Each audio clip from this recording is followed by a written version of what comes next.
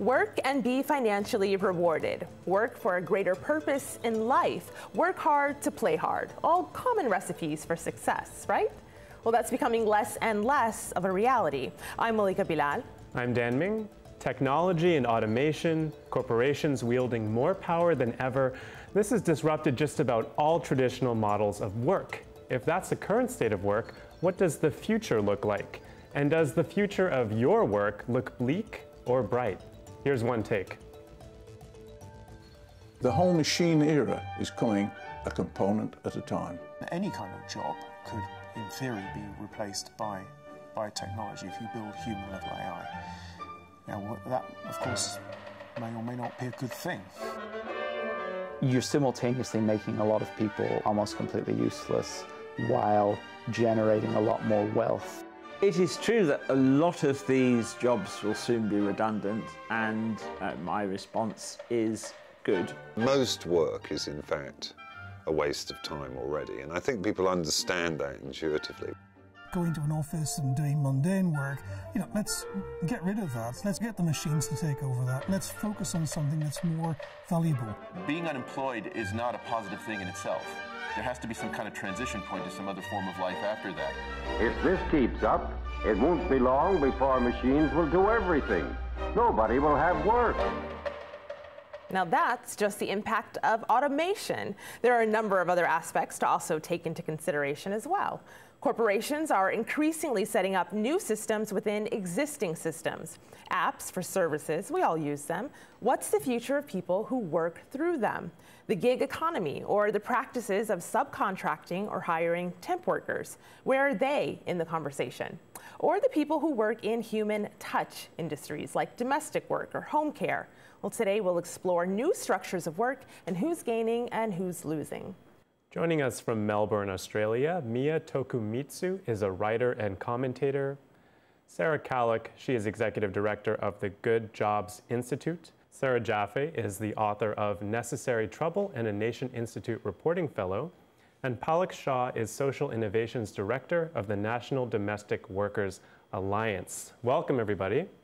So let's get started with an article. Now, Dan and I know this very well. This is from the New Republic, the United States of Work, and it got our stream team here talking pretty excitedly, and it's why we are now doing this show. So take a look at my laptop here. In it, Mia, of course, this is your piece. You write, "Work no longer works." And you argue it doesn't necessarily give us meaning. It doesn't always give us satisfaction, and sometimes it doesn't even lift us out of poverty. So has our concept of what work is kept up with the changing reality of the actual workplace? Well, I think we're running into the reality that for a lot of people, their expectations of what work is and what it would provide and how it will organize society are not turning out to be true, and they're not. Those expectations aren't reflecting the way people work and live today. So yeah, as I mentioned, work. This idea of the steady job that you'd have for years or decades that paid a steady salary. That kind of organization of work is becoming less and less a reality for lots of people. Sarah Kay, I'm wondering what you think of the argument that Mia posits there, and what do you think of the idea of work giving us purpose in life? Sarah Kay? Hi. So work can absolutely provide purpose in life, and I think the best companies help to make sure that their employees feel it and live it every day.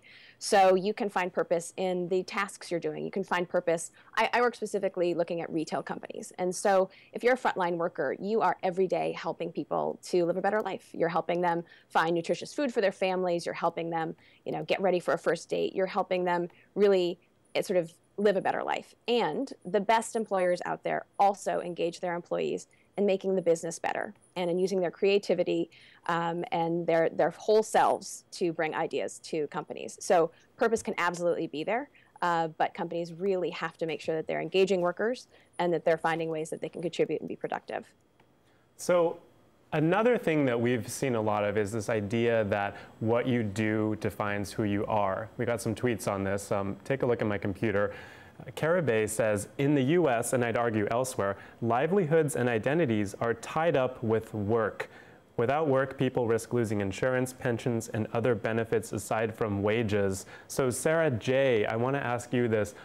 What do you think about this idea that someone derives their identity from the way that they work, from their job? There's two questions here, right? When we're talking about livelihoods and identities, a lot of people don't derive their identity from their work. A lot of people, they just work to pay the bills and to get that health insurance, to get that pension, which is an extremely rare thing to have these days.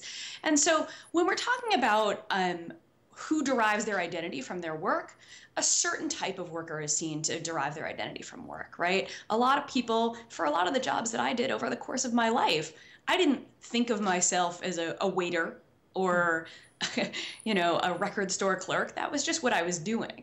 I do think of myself as a journalist, and it's interesting to try to think about why one of those is important to me as an identity, and the other one was the thing that I did to pay the rent. Good question. Can you expand on that? Why is this, the last identity there, journalist, important to you as an identity? Yeah, I mean, obviously, this is something that I went to school for. This is something that I accrue a lot of social capital. I didn't get asked to be on your TV show to talk about my job when I was waiting tables. Nobody cared what I thought about work or anything else. And so when you look at the jobs that are identities, doctor, lawyer, right? We're talking about professions a lot of the time. Or on the flip side, you know, we saw this with the Trump election. We saw a lot of concern about certain types of work. We saw a lot of concern about factory workers, coal miners, and whether people who did those jobs could consider themselves or could conceive of themselves doing other work, doing something differently, or were they also wrapped up in this identity of factory work? So I'm glad you brought that up. And I've done some reporting recently that Sarah J., so I'm actually going to segue into your reporting you've done. So this is via The Nation. Back at the Carrier plant. Now this is the furnace plant in the state of Indiana that Trump said he would save from closure. You went there and you talk to factory workers, as you know, they so often are called and identified and labeled, and you asked them what they would do if they could do anything and still get paid. And what were the responses that you were hearing, or ones that you weren't hearing? Yeah, well, the most interesting thing is how hard it was for people to consider what they might do if money wasn't an option, because money was so obviously an option. Money was so obviously the most important question really to them. So, you know, I have guys saying like, oh, I'd like to be a fishing guide. I'd like to start a small business with my son. But very, very quickly they would sort of go back and say like, well, but I have to make money. And this is a plant these are people who are getting laid off. The plant is closing. And whether they've worked there for 20 years or worked there for 3 years, this is the best paying job that most of them had ever had. And they were looking at a future where a $25 an hour job is an increasingly rare thing to be able to get. Mia, you were trying to jump in there. Yeah, well, I think two things. First of all, you know, when we see all of these kind of memes or tropes about work being an identity, I actually find it to be quite a cruel thing to place the social expectation on people that the thing that you do in order not to starve must also be somehow like you expressing your true self. And I think it would be great if, you know, culturally we could make more space for people for who those two things were very separate. And I also think it's fascinating what Sarah was saying about, you know, these industrial workers being asked what else they would do, because on the other, you know, in a very different arena of the labor market, in academia, which is my field, I know this discussion goes on constantly among particularly graduate students and younger academics. You know, what would I do if I weren't doing this job? Because so many of jobs in this field are precarious as well. So when we look at retail jobs, so I hear Palak and I hear Sarah K. Palak, since we haven't heard from you yet, Palak, you go ahead and then we'll get community in, and then Sarah K. Go ahead, Palak. Well, I think this question of purpose is actually really interesting. So the workers that we represent at the National Domestic Workers Alliance are nannies, caregivers, housekeepers, house cleaners. And these are women and jobs that actually haven't really been respected or treated. These women haven't really been, their work hasn't really been respected as real work. And so this idea of purpose is also, when society is looking at the work that people are doing, there isn't always respect or a valuing of that work. And so if we flip the purpose question, I mean, in some ways, it's really, really important, the point that Sarah J., I think, raised around, well, the thing that I do to just actually put my bills on the table doesn't necessarily have to define who I am. The flip side of that is there's tremendous amounts of work, some of it's invisible labor that is happening in the economy that isn't even being recognized as real work. So speaking of the nature of jobs, we got another tweet here. I want to, Sarah K., I'll pose this to you. Take a look at my computer. Karabay says, again, as a baseline, a good job offers a competitive salary, benefits, flexibility, and opportunities for career growth. I'm a remote worker. So Sarah K., do you think that there are a lot of these jobs, say in the US? Are they becoming more and more rare? So that's a great question. And when we look at retail, you have to remember that 11.5 million workers are frontline sales associates, cashiers, and fast food workers. So these are the most numerous occupations in the United States. And for many people, they don't have what Kareem mentioned. So they don't have stable pay, they don't have stable schedules, they don't have room for career growth, and they don't have real meaning, dignity, and purpose. That said, there are companies that are able to provide all of those things, and they do really well both with their employees, with their customers, and with their investors. So it's really a win-win-win, and that's something that we look at the Good Jobs Institute. So I really wish actually that we had a frontline retail worker on to talk about their job.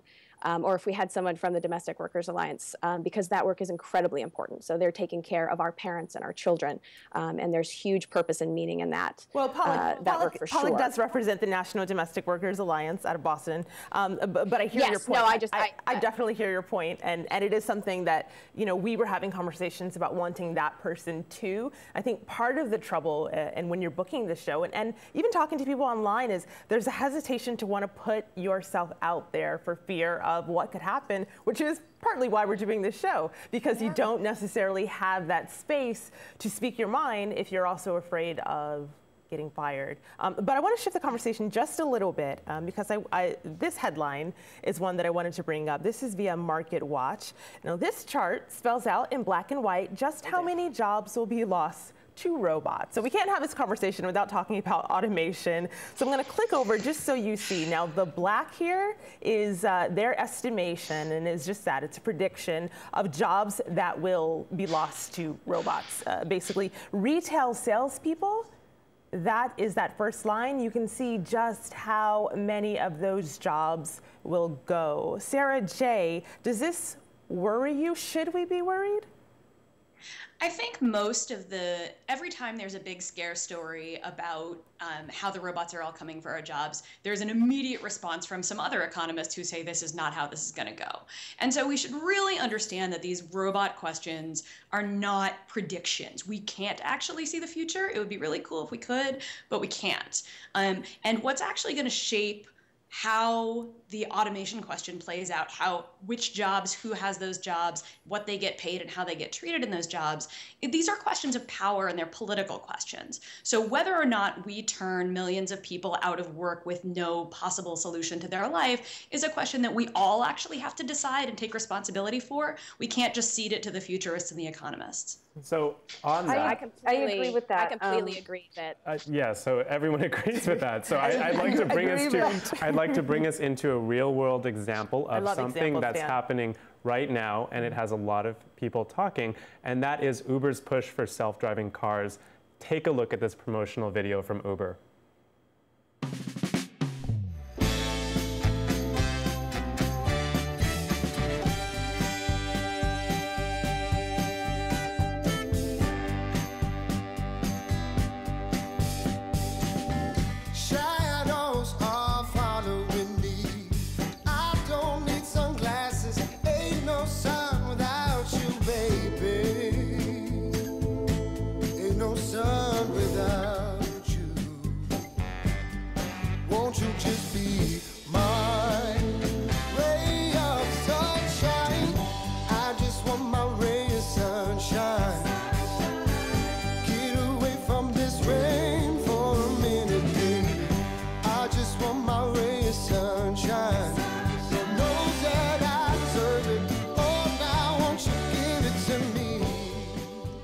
So you see there Uber has big plans for self-driving cars, and they're already testing it in some cities. We got this video comment from an Uber driver. His name is Ryan, and he's in New York. Take a listen. While you are dropping off your current ride, they send another passenger to your queue, and you cannot decline that. It is automatically programmed for you to go to pick up someone. So if you have to use the bathroom between the time of dropping off that current passenger, you can't. You have to go and finish that other job, and if it's a long distance job, so you go into Connecticut, then you're stuck. And I've had that happen to me.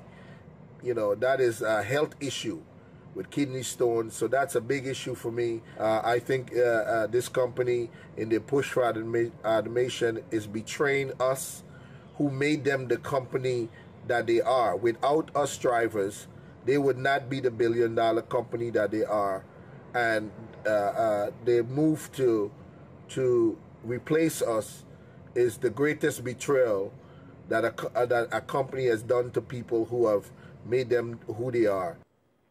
All right, so Mia, I wanted to get your thoughts on this, on what it's like to be an Uber driver, to have that kind of continuous stream of passengers, but then also on the automation question.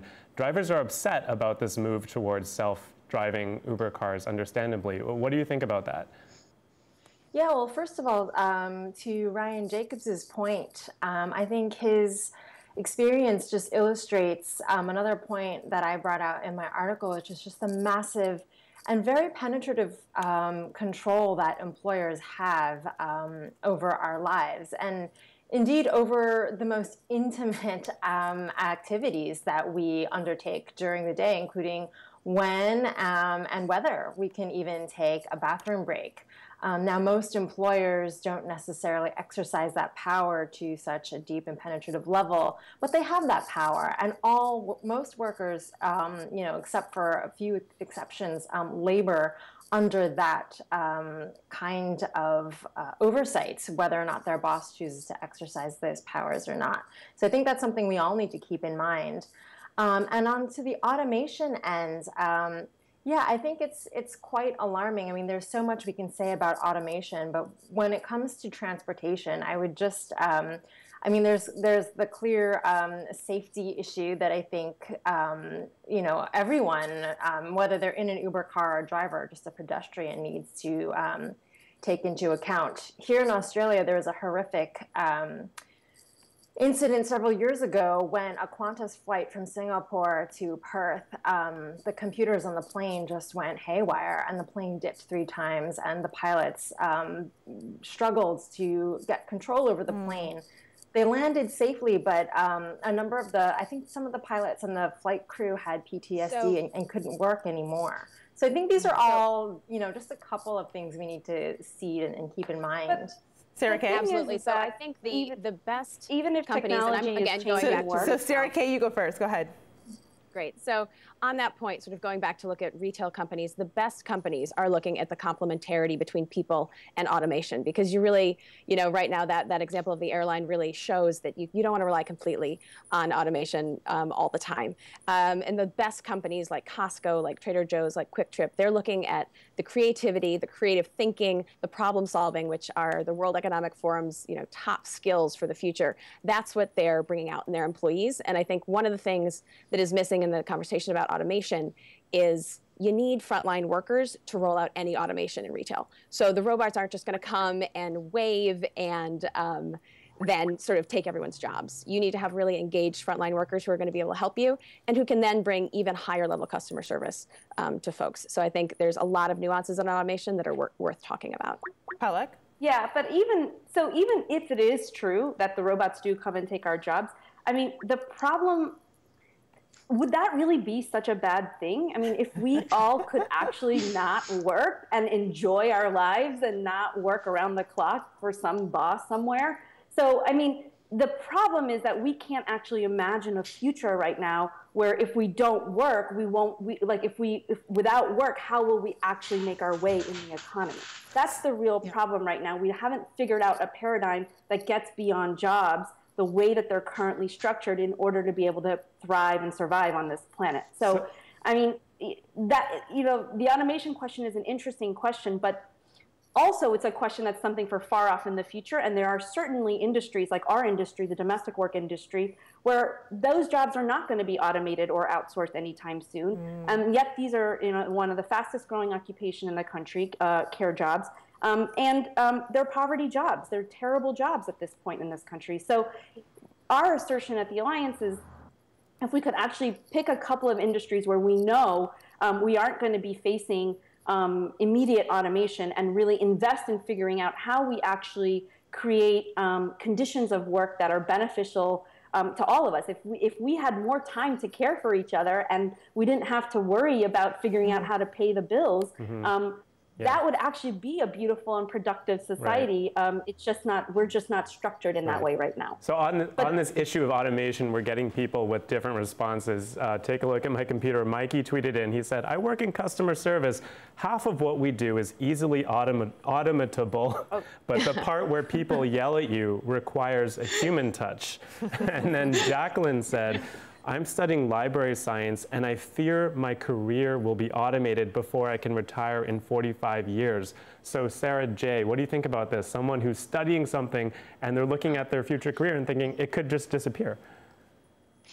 I mean, I feel like these are questions that are, whether or not something can be automated, these are political questions that we actually have to engage with. I love the tweet about the part where people yell at you requires a human touch, though, because like when we think about this stuff, this is actually a huge component of a lot of these low pay and low status jobs, is you're getting yelled at by strangers all day. And, you know, it is true that what you do, whether you're in, you know, frontline service or the kind of care work that Palak is talking about, one of the things that you do is soothe the feelings of other people, whether that is in your job description directly or not.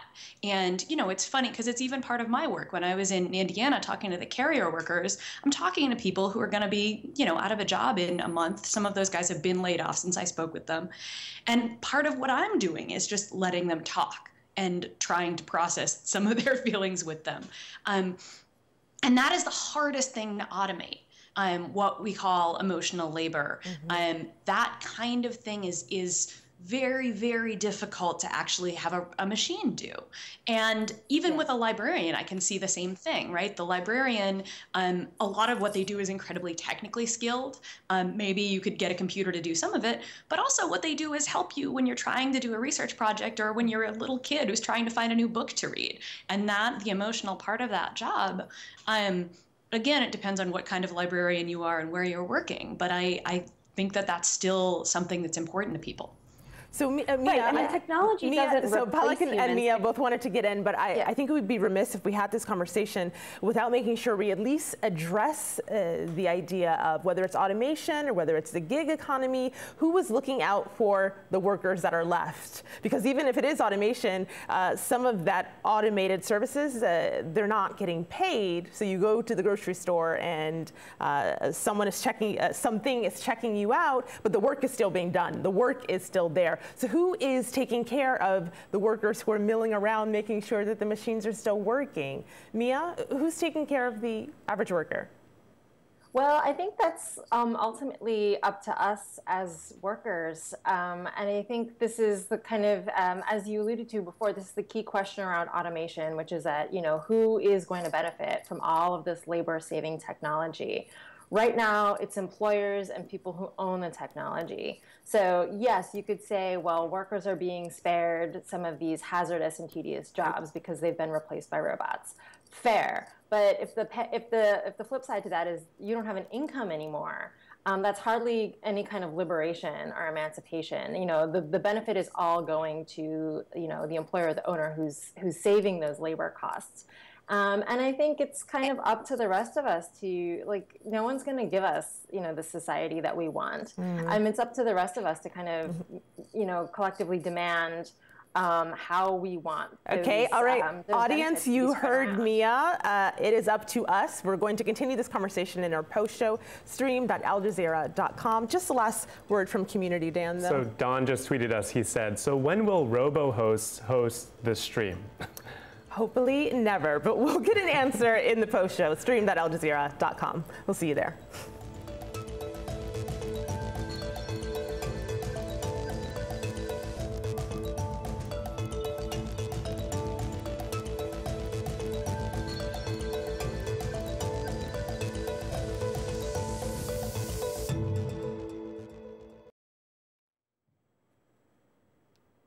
Welcome back. We're talking about what the future of work looks like, and we're discussing the impact of automation, changing policies, and the gig economy. So let's get right back to that discussion.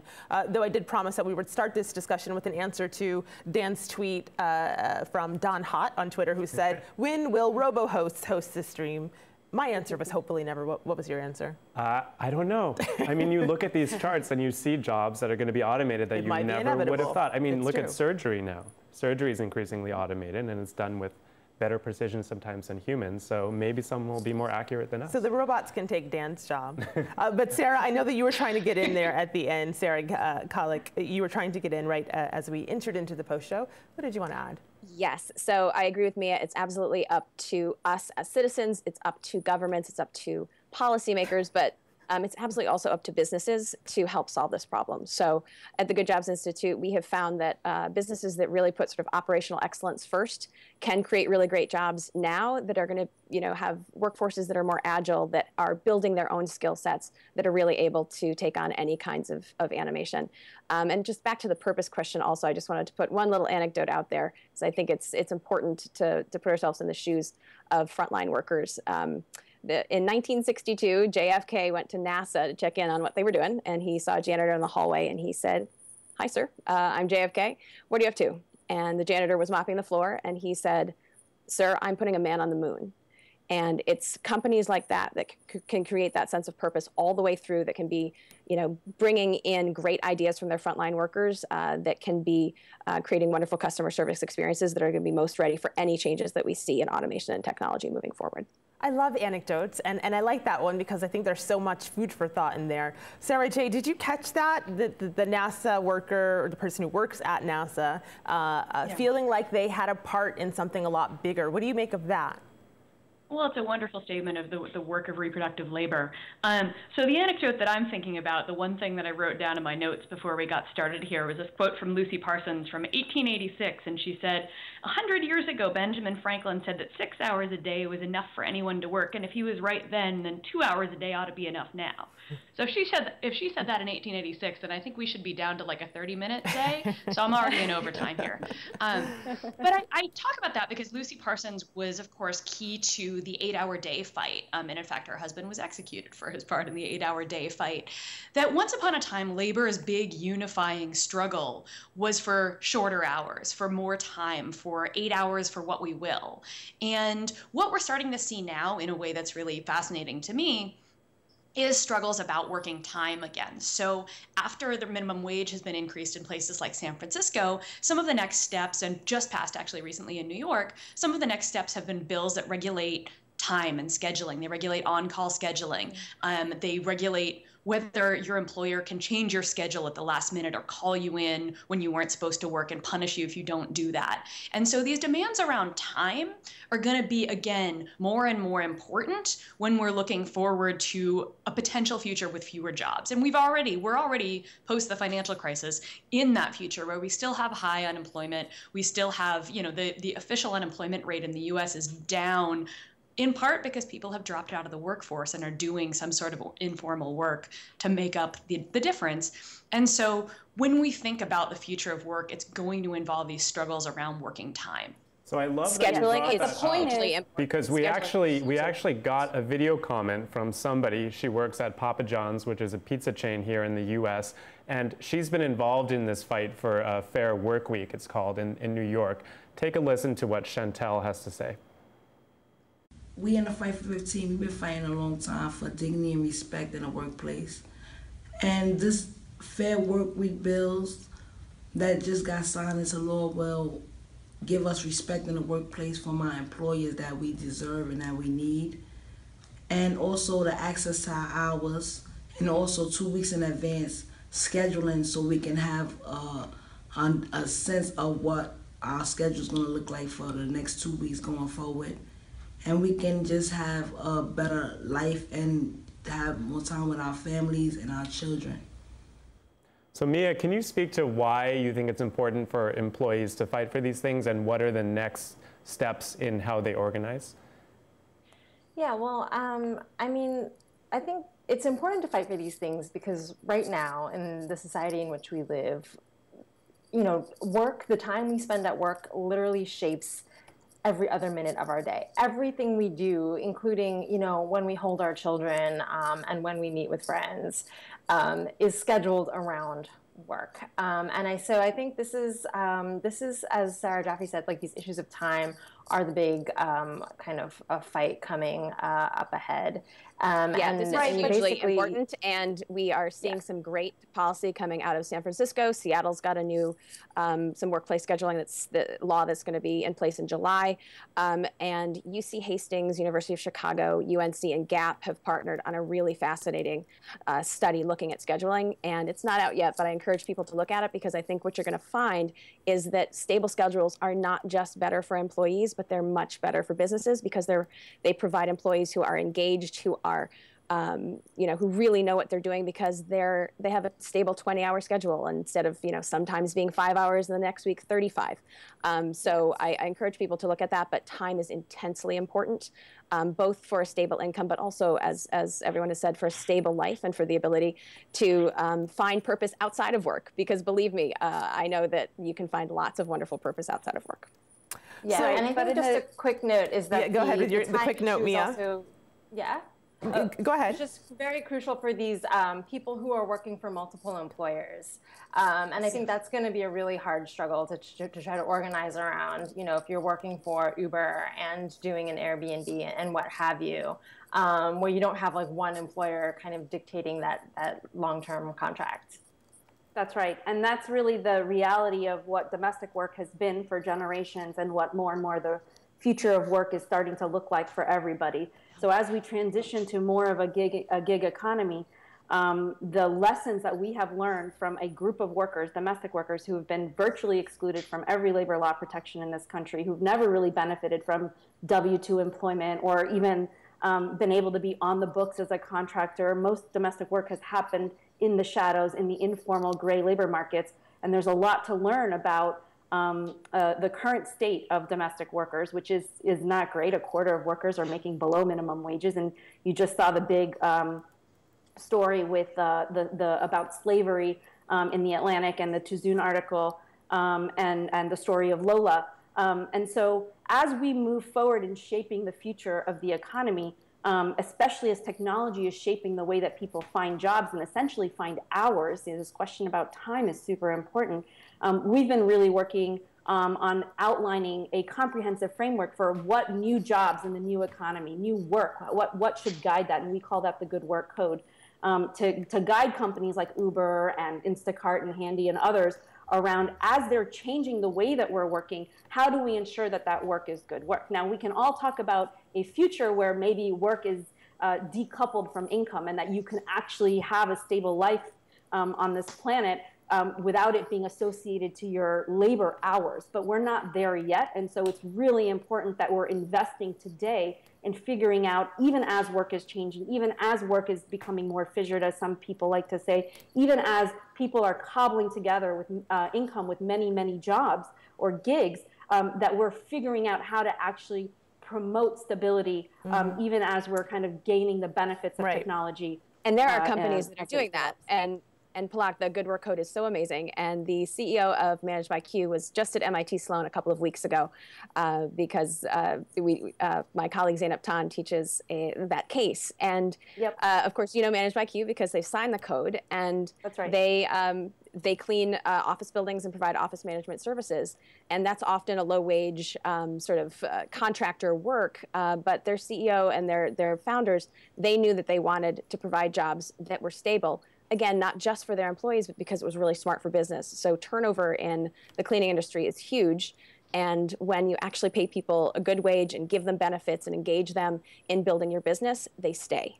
And your customers have someone. So we're going to make that our takeaway for the day, Sarah Kay.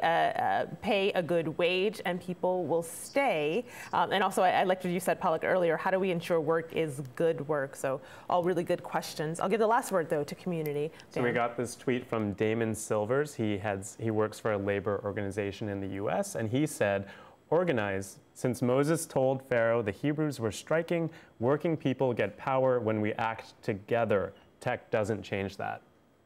Wise words. We're out of time now. I want to thank all of our guests, Mia Tokumitsu, Sarah Palak, Sarah Jaffe, and Palak Shah, and our community, of course. Until next time, we'll see you online.